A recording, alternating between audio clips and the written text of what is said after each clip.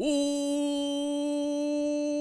welcome back to what would normally be a trade target video, but since the trade deadline hit in all of your leagues, which we figured out after we dropped our last video, we're going to move on to the fantasy playoffs, to the Yoffs. How you doing in your leagues? You in any of the Yoffs? Not great.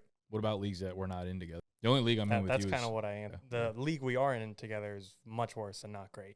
Yeah. We're in the Dynasty League. But what about your other leagues? I remember you were doing a bunch of drafts. A lot of TikTok stuff. Not where I want to be. Leave it at that. Are we fighting for a playoff spot? Or Yeah, but I just don't want to talk about it. You're not in a For being a fantasy expert, I'm a little ashamed. For You're being not, hired You're to not in the talk- right place for not wanting to talk about it, because we're about to talk about it for a long time. Today's video, what we're going to do is predict our fantasy playoff. So we've compiled a list. We each have one quarterback, one tight end, 3 skill players. Now, they may vary. They may be of the Jerick McKinnon fold, where they're kind of under the radar and just blast off for absolutely no reason. They may be well-known guys. Maybe guys that are obviously going to go boom, boom during the playoffs. So I'll start it off right there and just talk about the Dallas Cowboys, because their schedule over the last 4 weeks of the season, and 2 of my guys, and I have more guys to pile on top of this so that maybe they don't take both of my spots, but the Dak and Ceedee stack's crazy. What a hot take. Hottest duo. I didn't say they were hot. I just wanted to be right. You know? Okay. You want to be hot, I want to be right. I want to guess Jerick McKinnon. That's where the dichotomy comes into play. I've got some other ones on the list, but I just want to talk about Dak and Ceedee because their schedule from week 14, a lot of y'all don't start the playoffs in week 14, but it might get you into the playoffs. It's Philadelphia, it's Buffalo, it's Miami, and it is Detroit. Now, we could jump into the numbers about how most of those teams give up a lot of fantasy points to the wide receiver position. The number I'm most interested in is just the pure over-unders in those games.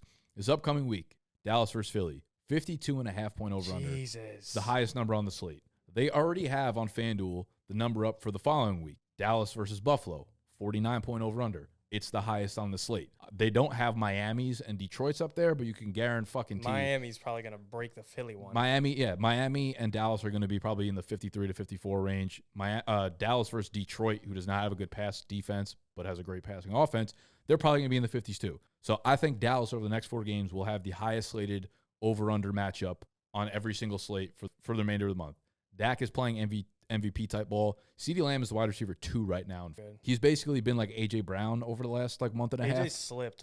Right, but he hasn't slipped. So I look at those two, and I look at the matchups. I look at how they're playing. I look at pass attempts per game. They're 3rd over the last month of the season. They've just really leaned into their strengths. And Tony Pollard's playing a little bit better because they've been playing bad teams. And I think over this next 4 weeks, the over-unders are going to be high, but the teams they're playing are also good. So it's not like Arizona. It's not Carolina where you're like, all right, Tony P is going to get us 20 touches just because they're leading by so much. These are going to be games where they're going to have to put the pedal to the metal and throw the ball a ton, which is going to lead to... Do you worry about, outside of fantasy, everyone just kind of roast Dallas for, are they actually a good team? They can't. For fantasy, I don't give a shit about whether or not they beat these teams. But I'm saying that might prevent them... You think they're, fraudulent, maybe? I think they're a legit team, but that's definitely a narrative to where I wouldn't be shocked if one of those games go massively under, and it's just a disappointment. And one of the 4 probably will just because of the odds. And, I'm not trying to fade Dak and Ceedee here. No. That's super fair. I feel like one game could make them, fall off, and we look at them differently. But I also think they've never really, I don't remember a time where they've really opened up the offense. It's every year it's oh, they're a good team, they're a good offense. But it's always been... Let's try to establish Zeke first. Let's make sure Pollard gets his touches. This feels like one of the very few times or the last in the Dak era. It feels like parting ways with Kellen Moore was a good move. It seems like it now, At least for fantasy. Probably got to give Mike McCarthy a little bit of credit here. Yeah. But yeah, this actually feels like one of the few times they've really opened up the offense and just been Dak, we're giving you the keys rather than Dak, we'll call you if we need you. Let's run our offense through other parts of it. But him and Ceedee have just been connecting on a crazy level. Even Jake Ferguson I could throw in here, but those two I feel confidently. Brandon Cooks he's a little Gabe Davis-like, but still, he's been nice. Yeah, I feel like he's just 4 for 50 and a touchdown pretty much every week. All the side pieces are they're good Thanksgiving sides here. They're stuffing, they're mac and cheese over here. It's basically Christmas. Okay, fine. We can move on to Christmas. We've got all the presents underneath the tree. You've got presents in your Christmas in your fucking lineup. Dak and Ceedee about to go crazy over the next month. All right. I'm going to jump to tight ends. I don't know why. I want to talk about these 2 guys. One's obvious. One's TJ Hockenson. But I think there's a legit chance he finishes as a tight end 1 over Kelsey. The spiciest ketchup. I know. He's a tight end 1 on the season right now. And with Josh Dobbs, he's averaging 14 points per game with Dobbs. That's the most amount of points per game amongst tight ends in the NFL. Is Dobbs coming off the best game? No. We'll see which version of it we get him next. But as far as the Vikings schedule go, in week 15, they play the Bengals, who give it the second most points, the Lions, who give it the ninth most, and the Packers, who give it the 15th most. The matchup's there. The quarterback play is there. He's technically ahead of Kelsey right now. Again, this is kind of an obvious one, but I just wanted to call it here. Well, I mean, let's talk about the elephant in the room here, though. Jefferson's going to be back. Don't you think that he is actually someone I thought about? Limits his targets? But with Jordan Addison being so limited, it's almost like Dobbs just likes the tight end possibly. But Jefferson is actually someone I almost threw in here because he's been out all season. When you need him the most, he's back, and I was actually going to talk about him possibly. But the other tight end, and that's probably been the second hottest tight end, is Trey McBride. I got him. He was my guy, too. Yeah, we could both talk about him. The matchups are there. He's averaging 13 with Kyler so far, second in points per game amongst all tight ends. Yeah, this is less like – I didn't even want to break down the numbers. I mean, you can go San Fran's a really tough matchup for tight ends, but Chicago and Philly are both good. This is more – one, Marquise Brown just re-injured his heel, the heel that's been fucking with him. He left the game because of it. Two, this just feels more like common sense and just watching the fucking game. Trey McBride looks really good. The chemistry is so real there. Even on the one play where he dropped the touchdown, it was like a reviewable call. Next play, they're like, okay, went right back to him, and Trey McBride was like, you can't cover me. Yeah. That just feels like when you make those plays, one, you could tell when Kyler goes right back to him, like the confidence he has in him. Like, you're the best player I have on the field right now. I'm throwing you the ball. Yeah. And then when he makes that play, it's like reassurance. You know, it's like, okay, I made the right move. Therefore, I built up that confidence, and now every time it's a third down, every time we're tight in the red zone, like I'm going your way because you got strong fucking hands. And it's not just the one game. Like it's been since Kyler's been back. Yeah. The targets have been there, and Kyler was my QB. We could just roll into that. It's the same exact matchups where they're all favorable. Again, the Niners is a tough one. They give it the fourth fewest points to quarterbacks, but when you have a mobile QB, it's almost like a wild card where I don't always take the matchup to the T because of Kyler's mobility. The Bears give it the 13th most, and then in championship weekend, they play the Eagles, who give up the most. So. Kyler's a hard one to narrow down because I don't actually know what makes like good fantasy days for him. You know, it's like, oh, maybe mobile, maybe good matchups. It's kind of just like sometimes he gets it done, sometimes he doesn't. And like when he gets under pressure, maybe he rolls out and gets the yardage, and like sometimes he just gets sacked. It's weird. It's hard to tell. I think that's fair, but I kind of just like him in here because I had McBride. I like the stack. Not that many leagues out there have him, but if you stash him all year long, I think he's going to play off for you and pay the dividends you held on for. That's fair. Yeah, he's looked stronger and stronger as the weeks have gone by. I will say not having, like, Marquise Brown is out. Michael Wilson is out. I love having McBride, so I feel like that probably ups his chances of scoring touchdowns because James finally showed life, which could take away from Kyler, but it could also make the offense better as a whole. Yeah, that's fair. Kyren Williams makes the Rams offense better as a whole. He's been so good. He's been someone I've been like very high on pretty much since the beginning of the year, and there's no slowing down. Like, it's not a hot take, obviously, at this point, but if you look at the matchups over the last 3 weeks of the season, one, if you have Washington on your schedule, it's pretty much like a week-winning matchup. Yeah. They get Washington in week 15. Ever since they did the trade deadline, Washington's been they've been the worst defense in the NFL by far. Because I saw the Saints on the schedule, right? You see Washington, New Orleans, and the Giants. And I'm like, Washington and the Giants, that's fucking beautiful because you're going to be expected to win those games. Therefore, like the game script, anytime Kyren has a heavy game script, like it's just, you could just write it up for being a big fantasy day. It's never one of those like he's supposed to do good, he doesn't. It's like if he's supposed to, he just does. So I was looking at the Saints and I'm like, Saints were good in the beginning of the year, but I feel like they faltered a little bit and they haven't been that good. So I looked at the last 5 weeks of the season, and over the last 5 weeks of the season, Washington has allowed the second most fantasy points to running backs. Giants have allowed the fourth most, and the Saints have allowed the seventh most. I mean, we just saw the Lions duo. Like, Monty had a pretty decent day, and the Saints kind of came back in that game, but in the first half, they were able to eat on the ground. Yeah, so, like, when I'm looking at those three matchups, so I think the Saints have just kind of, like, got to the end of their little run here. They don't have a lot of life left in that team. They're so, like, uninspiring and boring, and it's happening on both sides of the ball. They got eaten up by the Detroit combo of running backs. The last game that they played before that was against Atlanta when, like, Bijan finally had his, like, really big game. Before that, Ty Chandler had a good game. Like, they've just been beaten by running backs, and this feels like the end of the line where the Rams are playing for something. The Saints feel like they're extremely defeated, and I'm not worried about them. Still about Washington, the Saints, and the Giants, like that. Those matchups, out of those 3 games, I'd be surprised if Kyren doesn't walk away with at least like 4 touchdowns. Dude, I almost feel like on Underdog they're going to give him like a 1.5 touchdown spicy, like to score over 1.5 touchdowns in one of those games. Yeah, and I might take. Yeah, where they do the like extra spice now. Yeah, and like even when they get down to the goal line, Cup's banged up, Puka's clearly like banged up right now. Kyren is probably their best option when they're down there. Well, and you saw last week with the Browns, they don't mind running up the score either. Games put away, they'll still give it to them one more time to punch it in. Yeah, I think teams like that are on the borderline, like you need those confidence builders. You don't stop. In matchup alone, and where this team is at alone, like you don't have to worry about a blowout because of the teams they're playing, but this offense is good enough to keep them in any game to where even this very upcoming week where the playoffs don't actually start, or if you have a league where it goes into week 18, they're going to be a competitive team. Yeah. One guy, I've actually kind of dissed him before in a few videos back because of his playoff schedule being so brutal, Achane. It's just, he is that good where I don't know if it matters. Now, he does have to face the Cowboys, Ravens, Bills. Overall, it's just a team standpoint. The Bills' run defense isn't actually that phenomenal, and as you guys know, the Bills just aren't in a great place. But the Cowboys have a top 5 run defense. The Ravens are above average. But in the 4-game sample size of Achane, like where he actually plays, not just if you take out the game where he had 1 carry and got taken away, his 4 real games, he's averaging 29 points. It's out of control. He also just feels like a player that, like, typical standard, this team is good against running backs. It doesn't matter. It doesn't matter because he's like just so fucking explosive and he's a weapon and they use him on end arounds and they counters. And when they played the Bills earlier this year, the Dolphins got their ass beat. He still had like a 50-yard touchdown where game gets out of hand. It doesn't matter. If they're up, it doesn't matter. It's just. It's like a lot of players get that label of like, oh, it takes one play to really have your fantasy day. And that almost is like never actually real. Yeah. With him, it is.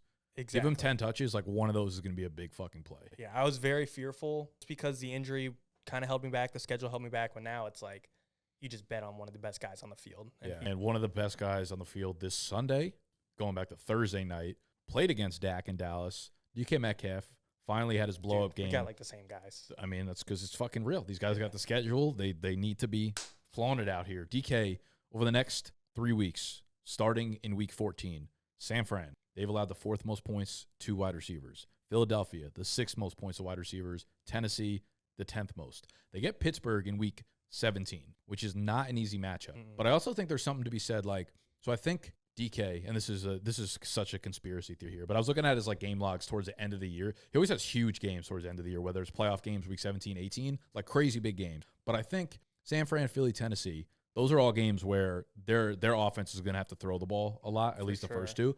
When it comes to Pittsburgh, it's a working theory and kind of fake. But like DK Metcalf, he's like one of those. Everybody in the NFL is an alpha, right? But like DK likes to make sure that he proves he's an alpha. He's probably my favorite because he's willing to fight anyone. He's like a dickhead. You know what I mean? He's a dickhead alpha. It's he's American one of those. Sign Language. Yeah, 100%.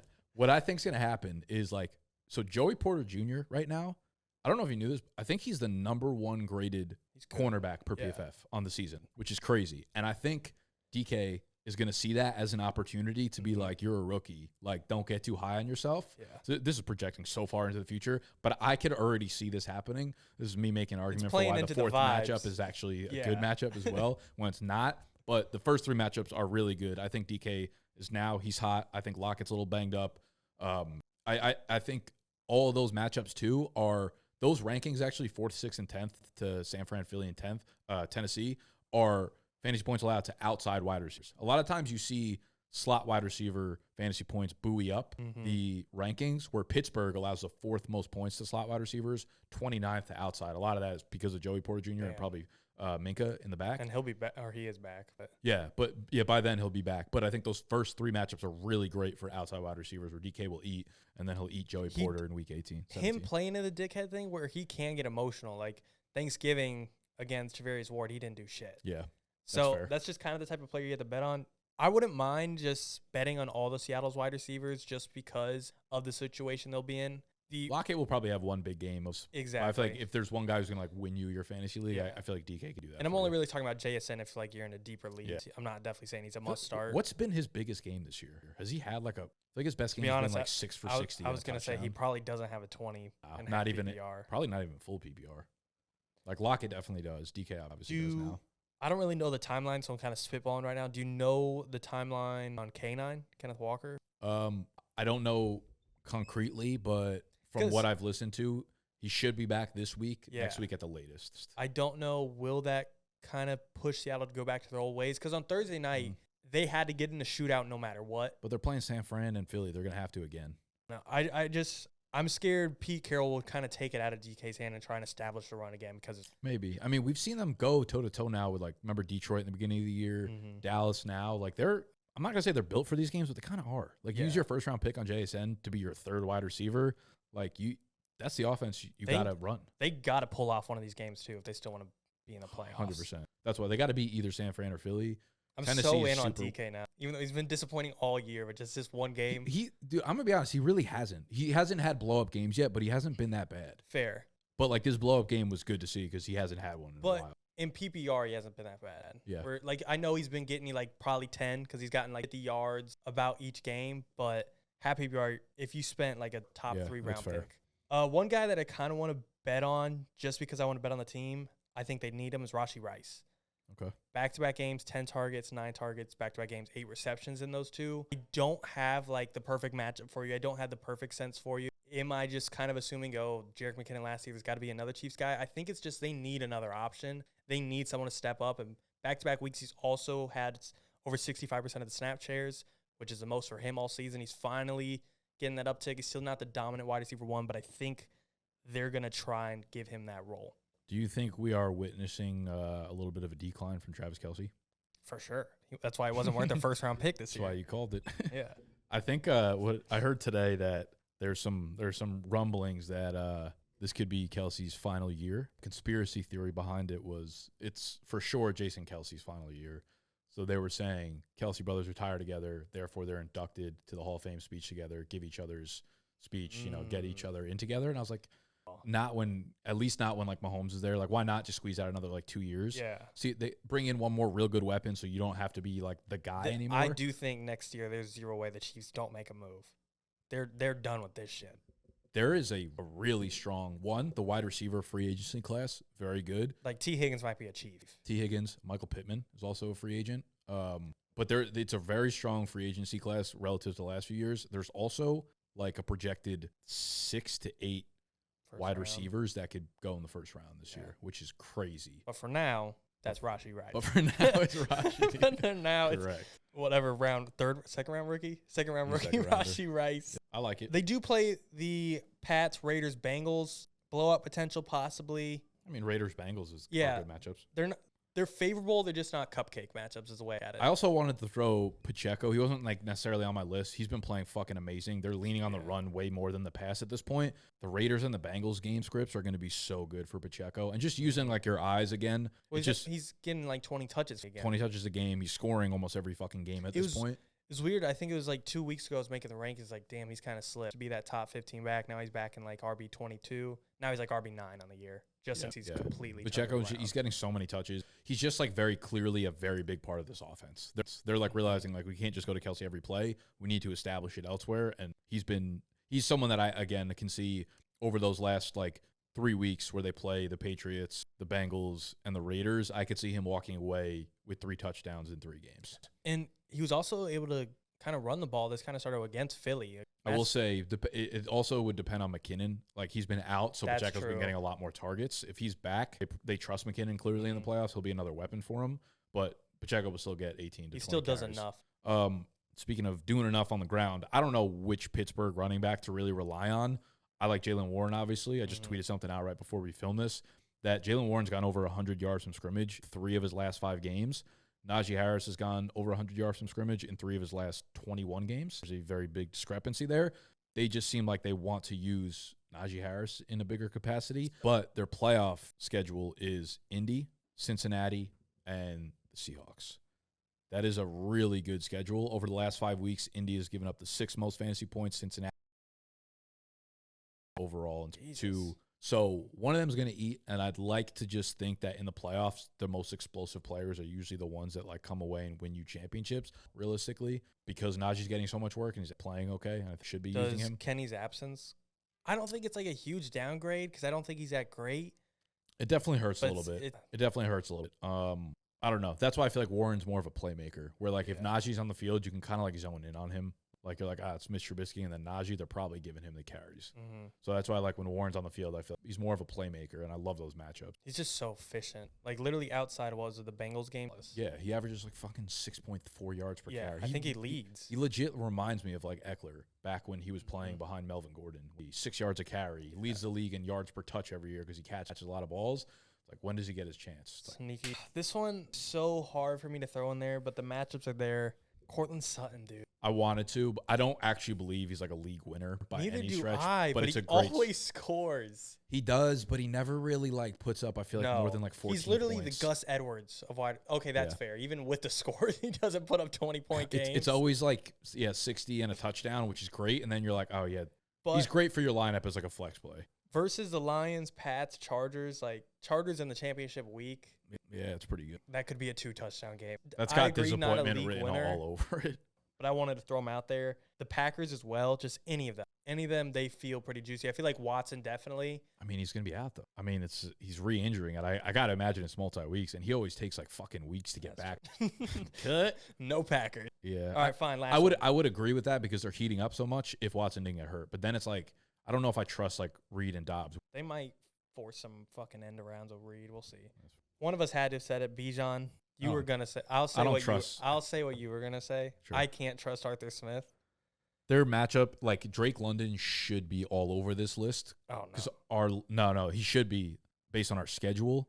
It is like the premier schedule for fantasy wide receivers. It doesn't matter. No. He's like a league losing player if you put him in your fucking lineup. Yeah, no, he's cooked. They face the Panthers, the Colts, the Bears. You just gave some stats on the Colts. They suck. The points, the most rushing touchdowns. That's in the first week of the playoffs week. It's really hard to trust them, but no matter what, you're going to start Bijan, so I'm going to tell you who he has league-winning upside potentially. The Philly running back situation is terrible, and I don't know who could win there. This schedule needed to be pointed out. Week 15, it's Seattle. Mm-hmm. Week 16, it's the Giants. Week 17, it's Arizona. Those teams that have just gotten crushed. I was so high on DeAndre like a month ago because of his schedule looking ahead, but now it's like he doesn't really score anymore. He's also like hurt at the end of the game, so I don't know if he's going to play this upcoming week. And also, if you play into week 18, they play the Giants again. So those last three matchups are crazy. It's Seattle, New York, and Arizona are both allowing unbelievably high number of fantasy points to the running back position. I'm not going to say Swift. If he's playing, I almost kind of feel like I hope he sits in week 14 so that you just have week 15 to 17. But it almost feels like Jalen Hurts is probably going to score 7 rushing touchdowns over the last 4 weeks. Well, I took like Dak and Ceedee, but Justin Fields was the other guy. I just have a feeling they play Cleveland in week 15, but outside of that, it's Detroit, Arizona, Atlanta, and those are all like juicy-ass matchups. And even Detroit giving up the 7th most fantasy points to QBs, but the 4th most fantasy points, or the 4th most rushing yards to quarterbacks. Atlanta allows the 6th most rushing yards to quarterbacks. I think Detroit, Arizona, Atlanta, he's going to put up like 24, 25, 26 a game against them. He'll probably struggle against Cleveland, but I feel a very, very strong fantasy finish from Fields coming. I really liked him. I almost threw him in here. For some reason, I kind of let in the most recent game taint me a bit. The Monday night game where it was so bad to watch. Yeah. But schedule's there, upside's there. The last one I had, I already kind of said to you before the show, is kind of just of a layup. Jalen Hurts. You know he's 2 tush pushes away from tying the rushing touchdown record.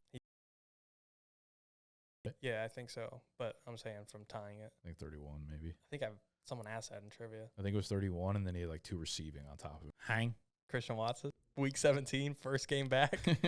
When you need him first game back, 0 catches, 2 targets. But the air yards were there. All right, Jaymo, take us away. All right. Those are our fantasy football playoffs league winners. You heard it here. I have Dak and Ceedee. He has Courtland Sutton. Whoever loses Christian Watson has to pay the other person $100,000. I have DK and Kyren. You have Rashee Rice and you have Bijan. No, you have Rashee Rice. That's crazy. I want Irv Smith Sr. All right, Jaymo, take us away. Okay, that is our fantasy football playoff league winners. I have Kyren Williams and DK Metcalf. All right, give us a like, give us a sub, give us some love. Peace.